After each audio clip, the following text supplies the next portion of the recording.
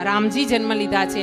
રામજી દશરથજી અને કૌશલ્યાના પુત્ર છે અને રાવણનો વધ કર્યો છે, વાલીનો પણ વધ કર્યો છે પ્રભુએ. હા, અને રામજીની તો જેટલા ગુણગાન ગાઓ એટલા ઓછા છે. અને હમણાં તો આપણા મોદીજીએ સરસ જાન્યુઆરીની 22 તારીખે જે સ્થાપન કર્યું, પ્રાણ પ્રતિષ્ઠા કરી, અને અમે લોકો મેમાં લગભગ એ જ સમયે મેમાં ત્યાં હતા અયોધ્યાજીમાં, અને ત્યાં દર્શન કરીને આવ્યા છે. કાશીજીમાં કથા કરી અને પછી બીજી તારીખે અમે મે મહિનાની અયોધ્યાજીમાં દર્શન કર્યા. અને એવા સરસ દર્શન થાય છે ને કે રામલલાને જોઈને, એમનું મુખારવિંદ જોઈને આપણે આનંદથી ભરપૂર થઈ જઈએ, તરબતર થઈ જઈએ એવા રામલલા બેઠા છે. હા, અને ત્યાં જે હનુમાનગઢી છે ને, અયોધ્યામાં જાઓ ને ફરીવાર, પહેલા હનુમાનજીએ જઈને લાંબા થઈ જવાનું.